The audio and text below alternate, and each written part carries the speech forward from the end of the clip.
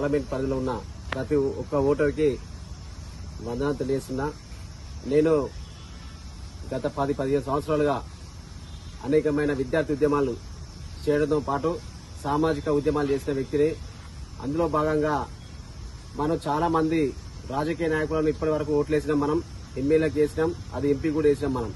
కానీ ఏ రోజు కూడా మన విద్యార్థుల సమస్యల పరిష్కారానికై మరియు ప్రజల సమస్యల పరిష్కారానికై ఈ రోజు కూడా వీళ్ళిద్దరు పనిచేయని వ్యక్తులు. కాబట్టి నేను విద్యార్థుల పక్షాన మరియు ప్రజల పక్షాన ఉండి పోరాడడానికి, వాళ్ళ గొంతుకనై ప్రశ్నించే గొంతుకనై పోరాడడానికి, పార్లమెంట్లో పోరాడడానికి నేనే ఒక విద్యార్థి నాయకుడిగా ఉండి, నేను ఎస్సీ సామాజిక వర్గానికి చెందిన వ్యక్తిని. ఎస్సీ రిజర్వేషన్ స్థానం నుంచి ఎందుకు నేను పోటీ చేద్దామని చెప్పి ఆలోచనతోటి నేను ఈ రోజు వరంగల్ ఎంపీగా పోటీ చేయడం జరిగింది. అది కూడా స్వతంత్ర అభ్యర్థిగా.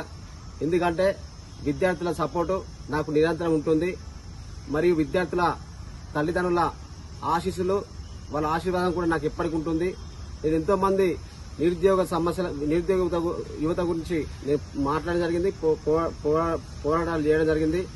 ఎందుకంటే విద్యార్థి నిరుద్యోగుల సమస్యలు పరిష్కరించాలని చెప్పి అప్పటి బీఆర్ఎస్ ప్రభుత్వం కావచ్చు, అప్పటి కాంగ్రెస్ ప్రభుత్వం కావచ్చు, ఈ రెండు ప్రభుత్వాలకు వ్యతిరేకంగా విద్యార్థి నిరుద్యోగులకు అండగా సపోర్ట్గా ఉండి వారి పక్షం నుండి నేను పోరాడిన వ్యక్తిని. తెలంగాణ ఉద్యమంలో కూడా పనిచేసిన వ్యక్తిని. కాబట్టి దాదాపుగా 15 సంవత్సరాలుగా ఈ ఉమ్మడి వరంగల్ జిల్లాలో ఒక విద్యార్థి నాయకుడిగా గుర్తింపు ఉండేది నాకు.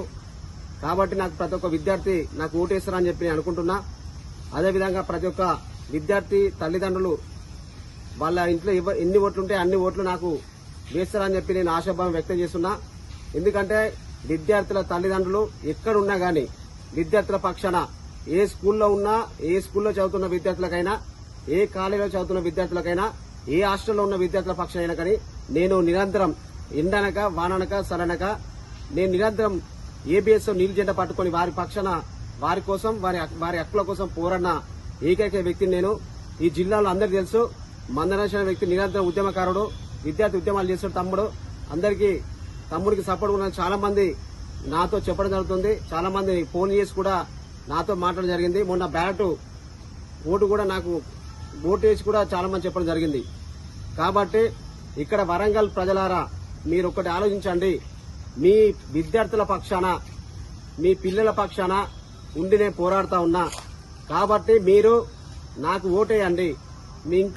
మీరు ఆశీర్వదిస్తే ప్రజల సేవ చేయడానికి నేను ముందుకొస్తా.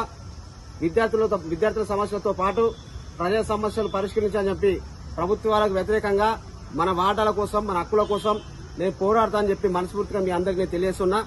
కాబట్టి ఈ నెల 13 సోమవారం జరుగుతున్నటువంటి ఎన్నికల్లో నాకు కేటాయించినటువంటి ఎలక్షన్ కమిషన్ కేటాయించిన కూలర్ గుర్తుపైన మీరంతా ఓటేయాలని చెప్పి మీలో మనసారా నేను తెలియజేస్తున్నా.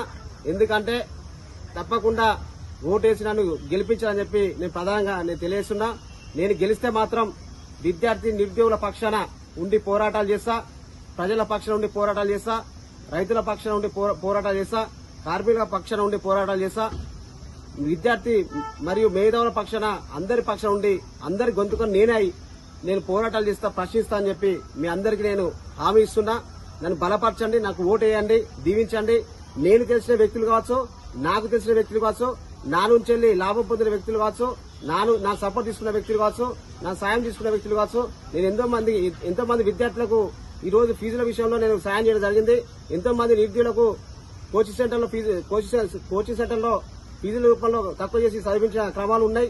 ఎంతో మంది యువత కూడా నేను ఆదర్శంగా నేను అండగా ఉన్నా. కాబట్టి సామాజిక సేవ కూడా చేయడం జరిగింది. కాబట్టి ప్రజలారా నన్ను ఆశీర్వదించండి, నన్ను గెలిపించాలని చెప్పి మీ అందరికీ వరంగల్ పార్లమెంట్ పరిధిలో ఉన్న ప్రతి ఒక్క ఓటరుకు ప్రత్యేక వందనాలు, ధన్యవాదాలు ఇస్తున్నా. 40 కూలర్ గుర్తు. మీరు 13వ తారీఖున ఫస్ట్ గుర్తొచ్చే పేరు మందనరేష్, తర్వాత ఇంకోటి గుర్తొచ్చేది కూలర్ గుర్తు. ఈ కూలర్ గుర్తు పైన మీరు ఓటాలని చెప్పి మీరందరినీ వేడుకుంటున్నా.